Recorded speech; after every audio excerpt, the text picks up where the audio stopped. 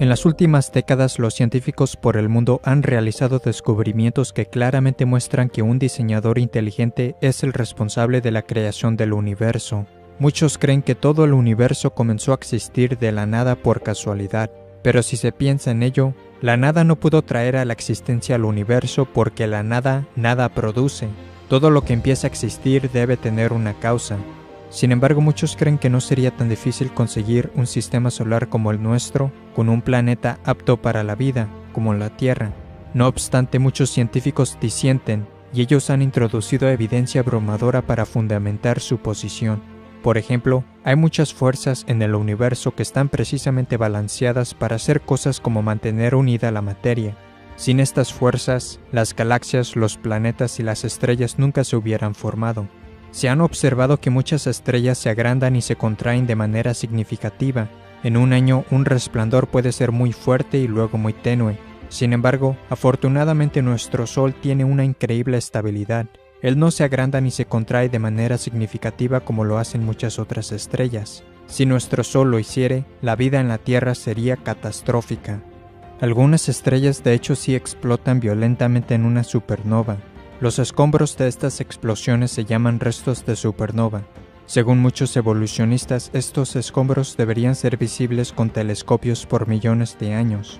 Según la investigación científica, las galaxias similares a la nuestra experimentan una supernova en promedio cada 26 años. Por lo tanto, si supiéramos aproximadamente cuán frecuentes ocurren en las galaxias similares a la nuestra, el total de los restos de supernova que tenemos en nuestra galaxia debería darnos una idea de cuántos años tiene nuestra galaxia.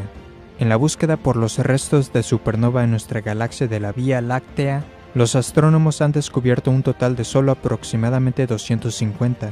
Entonces, si una supernova ocurre aproximadamente cada 26 años, como lo hemos visto de esas otras galaxias, un total de 250 restos de supernova nos indicaría una edad cercana a 6.500 años para nuestra galaxia.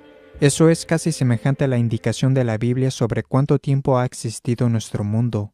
Un número tan pequeño de restos de supernova señala una galaxia muy joven, definitivamente no millones o 1.000 millones de años, sino miles de años.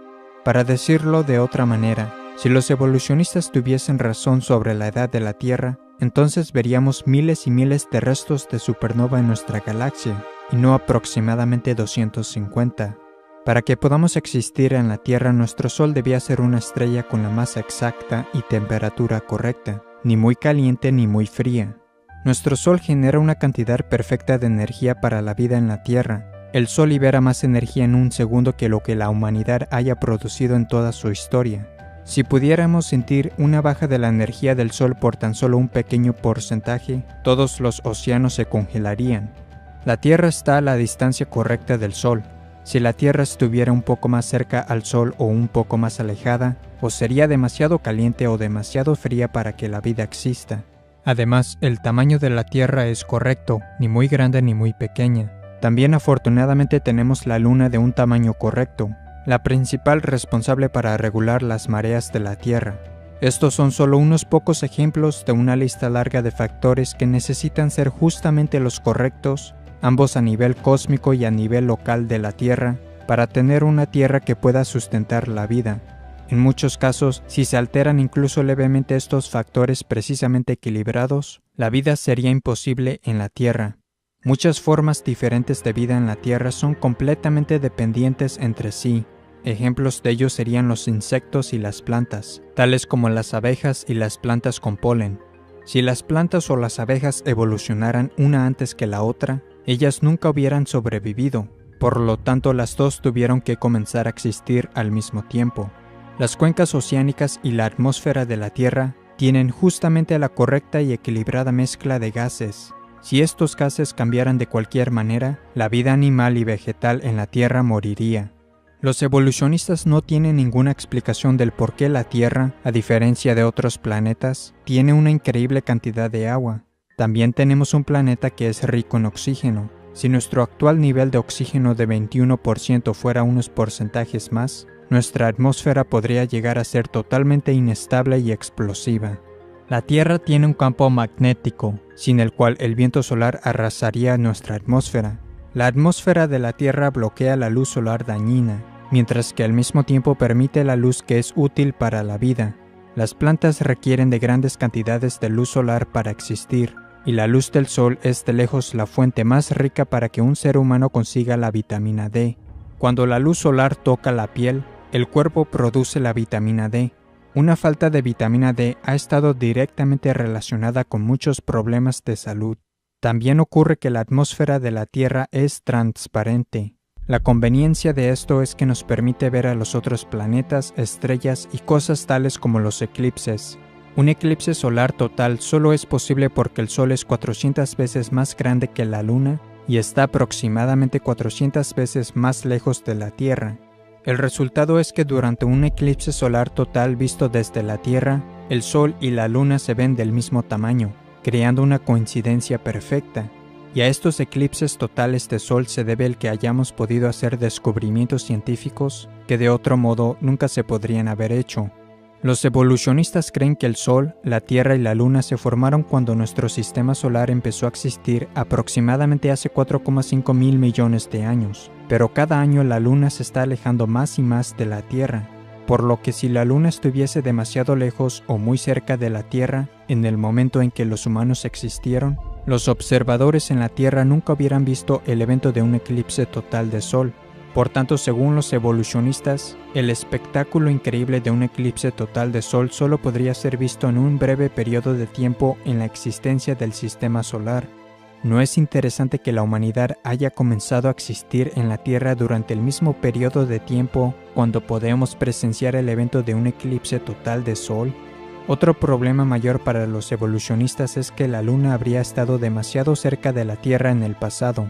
De hecho, la Luna habría estado tan cerca que habría golpeado la Tierra en mucho menos tiempo que hace 4,5 mil millones de años.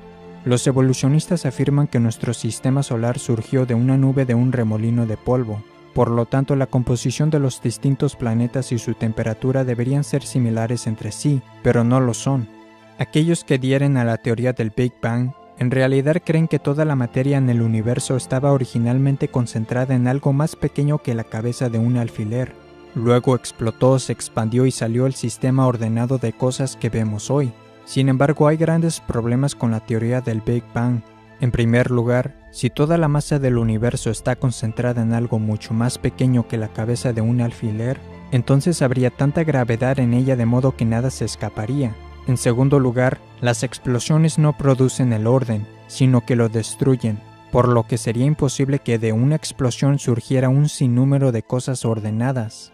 Otra dificultad es que si del Big Bang estalló todo, los planetas y las lunas deberían girar en la misma dirección en base a una ley llamada la conservación del momento angular, pero tenemos lunas y planetas girando hacia adelante y hacia atrás. Los evolucionistas estiman que los cometas tienen 1.000 millones de años. Los cometas a menudo chocan con los planetas y el Sol. También se les llama bolas de nieve sucia porque una parte significante de un cometa está hecho de hielo. Cuando los cometas viajan en el espacio y se mueven más cerca al Sol, ellos van perdiendo masa a la vez que se van quemando por el Sol. Por tanto, los cometas solo podrían durar quizás unos 10.000 años antes de que todos ellos se quemen. También otras cosas que pueden durar unos 10.000 años son el tejido blando, las células sanguíneas y el ADN. No obstante, todas estas cosas se han descubierto recientemente en huesos de dinosaurio. Esto muestra que los dinosaurios existieron hace miles de años, no hace 65 millones de años, como dicen los evolucionistas. Otro gran problema para los evolucionistas es el actual número de la población humana de la Tierra de 7,3 mil millones. ¿Cuánto tiempo se tardaría en ir desde 2 personas a 7,3 mil millones de humanos? En realidad no tomaría tanto tiempo. En la historia reciente, la tasa media de crecimiento anual alcanzó su marca más alta en 1963, con un 2,19%. En la actualidad, la población mundial está creciendo anualmente cerca de 1,14%. Pero si empezamos con 2 humanos, ¿cuánto tiempo tardaría en llegar a nuestros actuales 7,3 mil millones de humanos, utilizando, por ejemplo, una tasa de crecimiento anual de 2%? La respuesta es que tardaría unos 1.100 años.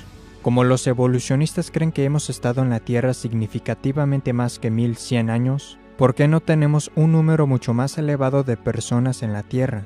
Además, ¿dónde están todos los huesos o tumbas, considerando que casi todos los pueblos a lo largo de la historia han enterrado a los muertos? Algunos quizás puedan tratar de convencerse a sí mismos de que para conseguir un planeta muy especial como la Tierra, solo fue un accidente, que todo ocurrió exactamente de la manera correcta. Pero incluso si alguien creyera en esto, ¿cómo empezaría la vida en la Tierra cuando es un hecho ineludible que la vida no puede venir de la no vida? Todos los seres vivos en la Tierra se componen de células. Entonces, ¿cuáles son las posibilidades de que una primera célula pudiera haberse formado accidentalmente? Hace 150 años, cuando vivía Charles Darwin, la célula era considerada como una gota de gelatina microscópica, no sofisticada y simple. Sin embargo, como resultado de recientes descubrimientos, ahora sabemos cuán increíblemente complejas son estas extraordinarias pequeñas células. El cuerpo humano de un adulto contiene 100 billones de células de varios tamaños. 10.000 células humanas de tamaño medio pueden caber en la cabeza de un alfiler, y cada célula individual contiene información equivalente a unos 4.000 libros. La información de todas las células de un adulto en forma de libro llenaría por completo el Gran Cañón más de 75 veces. La célula es similar a una supercomputadora, pero microscópica en su tamaño. La célula también podría ser vista como una ciudad en miniatura, con una elaborada red de rutas conectadas, con numerosos camiones de proteínas moleculares que realizan las diferentes tareas para la función de la célula. Por ejemplo, en la célula hay pequeños camiones moleculares que viajan a través de microscópicas estructuras como de carretera que transportan materiales alrededor de la célula. Un ejemplo de una máquina molecular en la célula es el motor flagelar que alguna bacteria utiliza para nadar. Es un motor rotario molecular que tiene una cola parecida a un látigo y puede operar a velocidades de hasta 100.000 revoluciones por minuto. Esta es una imagen del motor flagelar aumentada más de 50.000 veces. Es uno entre 100.000 de largo de 1 pulgada. 8 millones de estos motorcitos cabrían dentro de la sección transversal de un cabello humano. Se pueden ver los detalles de su construcción. Está compuesto de 30 partes de proteínas diferentes. Parece que fue diseñado por un ingeniero. El motor flagelar es muy parecido a un motor eléctrico. Girando hacia adelante y hacia atrás, el motor flagelar conduce a una bacteria a través de un medio líquido extremadamente viscoso. Como resultado del motor flagelar, se estima que la velocidad superior de natación de una bacteria sería al equivalente de una velocidad de 60 millas o 97 kilómetros por hora de un nadador humano. Si eso no le suena impresionante, considere que la velocidad del nadador más rápido jamás registrada fue de alrededor de 5,5 millas o 8,9 kilómetros por hora. Por lo tanto, la bacteria que utiliza el motor flagelar se puede mover alrededor de 11 veces más rápido que el más rápido nadador humano que se ha conocido. Todas las 30 partes distintas del motor flagelar son esenciales, de modo que si se quita una de ellas dejaría de operar en absoluto y la bacteria morirá. El motor flagelar es parecido a una trampa de ratón. Para que funcione dicha trampa se necesitan todas las partes diferentes, y si quita una de ellas, la trampa no servirá para nada. El proceso para construir el motor flagelar requiere que todas las 30 partes diferentes que interactúan sean ensambladas correctamente y colocadas en lugares adecuados en el momento apropiado. El proceso de construcción también requiere de instrucciones, traslado y retroalimentación dentro de la célula, desde el comienzo y hasta el final de su proceso. Si nada de esto ocurre, estas asombrosas maquinitas o sus diversas partes individuales no se construirían ni se ensamblarían correctamente. Pero ¿cómo es que estas numerosas máquinas microscópicas o sus partes saben a dónde ir y cómo edificar cosas correctamente en un sistema evolutivo? No lo sabrían, ello sería imposible. Estos hechos refutan y eliminan la evolución darwinista, la cual es definida como un proceso ciego, sin dirección, sin ningún plan o propósito. Las células se componen principalmente de proteínas. Una célula usa miles de diferentes variedades de proteínas. Para obtener la célula más simple, ello requiere por lo menos 600 moléculas de proteína diferentes. Las proteínas están hechas de aminoácidos. El funcionamiento de una sola proteína está hecho generalmente de una cadena de entre 50 a 1000 aminoácidos. Algunas proteínas requieren una cadena de miles de aminoácidos adecuadamente secuenciados. Cada vez que un nuevo aminoácido se une a una cadena, debe formar un enlace químico llamado enlace peptídico, con el fin de unirse con éxito a los otros aminoácidos en la cadena. Los aminoácidos zurdos y diestros se producen con aproximadamente la misma frecuencia, pero solo los aminoácidos zurdos pueden ser elegidos para la utilización en la cadena para crear una proteína. Los evolucionistas no tienen ninguna idea por qué las proteínas solo usan aminoácidos zurdos. Cada aminoácido en la cadena larga también debe ser aminoácido específico. Hay 20 clases diferentes de los cuales pueden ser elegidos y deben ser colocados en el orden correcto en la cadena para crear una proteína. Los aminoácidos están colocados en el orden exacto gracias a una molécula en la célula llamada ADN. El ADN puede ser descrito como un plan maestro, un código de información o lenguaje especial que utiliza 4 letras alfabéticas químicas. Las letras químicas o el código en el ADN son el conjunto de instrucciones que requieren las máquinas celulares para ensamblar correctamente los aminoácidos en cadenas y así crear proteínas. Si el ADN no está presente desde el principio, no se podrían elegir correctamente los aminoácidos ni ser colocados en el orden adecuado. Como resultado, nunca se podría formar una proteína y la célula no sobreviviría. El ADN no puede funcionar sin tener al menos 75 proteínas preexistentes. Y sin embargo, las proteínas se producen solamente por el ADN. Como cada uno necesita del otro, ellos debieron haber sido creados por Dios exactamente al mismo tiempo. Este hecho elimina la evolución. La fibra de ADN tiene un espesor de apenas 2 millonésimas de milímetro. Y si bien el ADN no es grueso y es increíblemente pequeño, es extremadamente largo cuando es desenrollado. De hecho, si el ADN en una célula fuese desenrollado, unido y extendido, llegaría a ser más de 2 metros de largo. El ADN sería tan delgado que sus detalles no podrían ser vistos, incluso bajo un microscopio electrónico. Si todo el ADN contenido en nuestro cuerpo fuera colocado de punta a punta, ello se extendería de aquí a la Luna más de 500,000 veces. Si se tomara de cada persona que haya vivido un set de ADN y se juntara en un montón, ello pesaría menos que una aspirina. No obstante, la densidad de almacenamiento de información del ADN es muchas veces mayor que el más avanzado chip de silicio de un ordenador. Hablando del ADN, Bill Gates dijo: "El ADN es como un programa de computadora, pero mucho más avanzado que cualquier software jamás creado". Pero tener el complejo programa de instrucción del ADN no es suficiente por sí mismo. Otras cosas en la célula deben ser capaces de entender y utilizar el programa de información del ADN. En otras palabras, el supercomplejo programa del ADN en realidad es inútil a menos que se tenga también un sistema dentro de la célula que pueda entender el lenguaje del ADN. Para comprender mejor esto, imagínese que el ADN es un disco CD o DVD complejo. Si no se tiene una máquina o sistema que pueda leer, entender y utilizar la información en el disco, no tiene valor el disco. Por tanto, las otras cosas en la célula necesitan entender y ser capaces de usar el programa de información del ADN para crear cosas correctamente. Si no, la célula se muere. El ADN puede hacerse una copia idéntica de sí mismo. Dios también programó que el ADN detecte y corrija errores. Existen máquinas de proteína que hacen correcciones especiales que constantemente viajan hacia arriba y hacia abajo a través de la molécula del ADN en busca de cualquier error que necesite rectificación. Si se detectan problemas, las reparaciones se hacen inmediatamente. Todo este proceso es increíblemente complejo.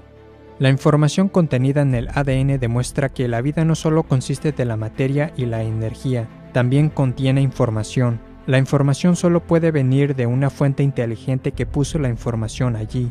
Otra función del ADN es que es el programa que Dios utiliza para crear en la persona su apariencia, el color de su pelo, su altura, etc. Como fue mencionado anteriormente, cada cuerpo humano de un adulto contiene cerca de 100 billones de células, pero en su concepción, usted solo era una célula. Increíblemente, usted empezó a existir de un tamaño no mayor que la cabeza de un alfiler, y sin embargo, toda la compleja información que lo definirá físicamente y a cada órgano de su cuerpo estaba allí, contenida en esa única célula. Dentro de un mes de su concepción, sus ojos, oídos y pulmones se desarrollaron. 1.000 millones de nuevas células se formaron, y su tamaño aumentó más de 10.000 veces. Poco después del primer mes, la velocidad con la que antes iba rápidamente creciendo se reduce dramáticamente. Si no lo hiciere y su velocidad de crecimiento se mantuviera igual, al nacer usted pesaría unas 3.000 libras o 1.360 kilogramos. A los 2 meses, usted mide tan solo unos 3 o 4 centímetros de largo, todavía lo suficientemente pequeño como para caber dentro de una cáscara de nuez. No hay ninguna explicación evolutiva para la increíble complejidad involucrada en la concepción y en el nacimiento, o siquiera una razón para la reproducción en sí. Los evolucionistas creen que los complejos sistemas reproductivos, radicalmente diferentes pero complementarios, de todas las diferentes clases de vida en la Tierra, se desarrollaron por casualidad, completa e independientemente al mismo tiempo. Solo una ligera forma incompatible en uno de los dos sistemas harían que ambos sistemas reproductivos fuesen inútiles, y la vida se extinguiría. Además, ¿cómo pudo ocurrir la reproducción en el principio si solo hubiera un varón sin una mujer? ¿Cómo ocurriría la reproducción sin los sistemas reproductivos o los órganos antes que, entre comillas, evolucionaran? Según los evolucionistas, los humanos evolucionaron de criaturas terrestres que a su vez evolucionaron del pez. Pero, ¿cómo pudo el primer pez salir a la tierra y sobrevivir fuera del agua? ¿Cómo sobrevivieron los animales y los seres humanos sin tener órganos, extremidades y otras cosas necesarias para la vida si estas cosas estaban, entre comillas, evolucionando? También no se ha descubierto ni un fósil de transición que demuestre una clase animal evolucionando a otra clase animal. Y los así llamados fósiles de eslabones perdidos, que algunos usan para argumentar que el hombre evolucionó del simio, han resultado ser o completamente simios, completamente humanos o falsos. Los evolucionistas también no tienen explicación para la conciencia o para el origen del sistema inmune. Por ejemplo, los glóbulos blancos de la sangre atacan las bacterias malas en nuestro cuerpo. Los glóbulos blancos en realidad buscan y persiguen a las bacterias malas como en misiones de buscar y destruir. Para poder lograr esto deben tener la información programada que les permita distinguir entre amigos y enemigos. A menos que todo esto estuviera en su lugar y operando desde el comienzo de la vida, un requisito que excluye la evolución, la bacteria y otros agentes de enfermedad habrían ganado y no habríamos sobrevivido. Los evolucionistas no tienen ninguna explicación para el proceso extremadamente complejo, pero con precisión perfecta, que el cuerpo realiza para la coagulación de la sangre. Sería un desastre si la sangre no se coagulara en el momento adecuado o en el lugar apropiado. Si la sangre empezara a coagularse en el lugar indebido, por ejemplo en su pulmón o en su cerebro, usted podría morir. Si la sangre comenzara a coagularse después de perder mucha sangre o no cubriese toda la herida, usted podría morir. Si la coagulación de la sangre no se limitara a nada más que a la herida, todo su sistema sanguíneo se solidificaría. La evolución no tiene explicación para la coagulación de la sangre, porque entonces, ¿cómo sabría su cuerpo cuándo y dónde empezar el proceso de coagulación de la sangre, a menos que exista una información interna inteligente que la guíe? Y hablando de la sangre, ¿qué vino primero, la sangre o el corazón que bombea la sangre? ¿La piel evolucionó antes que la sangre? Y si fue así, ¿cómo pudo sobrevivir? La verdad es que todas estas cosas tuvieron que desarrollarse por completo y estar presentes todas juntas desde el inicio para que la humanidad pudiese sobrevivir. El cerebro humano de 3 libras o 1,5 kilogramos es la estructura más compleja y ordenada de materia en el universo. El cerebro humano de un adulto contiene más de 10 elevado a la 14 potencia, que equivale a 100.000 millones, de conexiones eléctricas. Eso es más que todas las conexiones eléctricas en todos los aparatos eléctricos del mundo. En el fondo de su ojo está la retina, mide menos de 1 pulgada cuadrada. No obstante, esa pulgada cuadrada contiene más de 137 millones de células sensibles a la luz, las cuales están conectadas al cerebro. El ojo humano puede sanarse por sí mismo y es autolimpiante. El ojo también puede enfocarse automáticamente, permitiéndole a la persona distinguir millones de colores. Si su ojo estuviera fuera de lugar por un pequeño grado, tendría una visión doble. Estos hechos son solo algunas de las pruebas que demuestran que fuimos creados por Dios. Y hallamos clara evidencia del poder e inteligencia creativa de Dios, no solo en el diseño del hombre, sino también en la increíble complejidad de los animales y los insectos. Esto se cubre en detalle en la serie de videos en inglés Incredible Creatures That Defy Evolution, las increíbles criaturas que desafían la evolución. Algunos creen que la complejidad de la vida y el universo pueden ser explicados por la posibilidad de que hubiesen sido creados por una raza alienígena, pero en realidad creen que los alienígenas tienen el poder para crear la Tierra o algo del tamaño del Sol. Más de 1 millón de tierras podrían caber dentro del Sol. El Sol además es muy caliente. Entonces, ¿cómo pudieron los alienígenas armar el Sol y construirlo? ¿Cómo pudieron haberse acercado tanto al Sol cuando lo construían? ¿O cómo se alejarían de él lo suficientemente rápido sin morir al encenderlo? Las condiciones fuera de la Tierra en el espacio exterior son, según la evidencia, muy hostiles para que exista la vida. Por ejemplo, la exposición prolongada a los rayos cósmicos en el espacio exterior puede ser fatal. Las meras temperaturas extremas en el espacio exterior harían que casi toda forma de vida sea o demasiado caliente o muy fría. También hay gases tóxicos, radiación mortal, explosiones gigantescas, fuerzas gravitacionales extremas y la falta de ambientes adecuados y elementos químicos para que exista la vida. No obstante, un gran número de astrónomos creen que la vida evolucionó en la Tierra y que por tanto, según dicen, debió haber evolucionado en otros planetas en el espacio. Sin embargo, si esto fuera verdad, deberían existir muchas razas alienígenas en otros planetas más antiguas que la nuestra. Algunas de ellas serían mucho más avanzadas tecnológicamente que nosotros. Como resultado, ellas habrían enviado una señal de radio a través del espacio que luego captaríamos o nos habrían alcanzado con sus naves o robots. Pero nunca hemos encontrado nada de alienígenas, ni sus robots, ni sus naves, ni siquiera una pieza de sus naves. He aquí algunas características que se han reportado del vuelo de ovnis. Al volar, los ovnis a menudo cambian de tamaño, color o forma. Varios ovnis se funden en uno solo y un solo ovni inmediatamente cambia a numerosos ovnis. Muchos testigos de ovnis han descrito estos increíbles e instantáneos cambios en el tamaño y forma de los ovnis, diciendo que los ovnis parecían como si estuvieran vivos. Los ovnis a veces aparecen en fotografías, en otras veces no. La mayoría de los testigos de ovnis informan no haber visto siquiera un objeto o nave, sino una luz rara que se mueve en el cielo.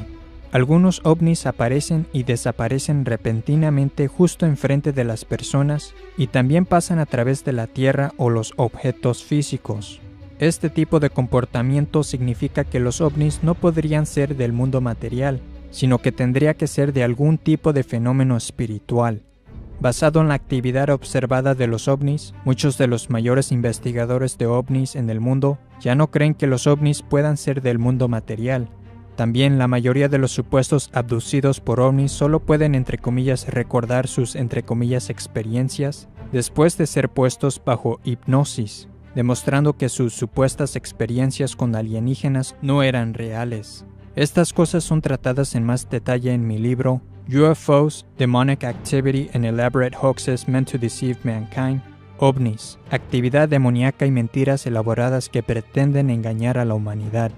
Si en verdad existieran los extraterrestres, no les tomaría mucho tiempo descubrir lo que necesitan saber sobre los terrícolas. En consecuencia, ellos ya nos controlarían, nos destruirían o se manifestarían con claridad a la humanidad.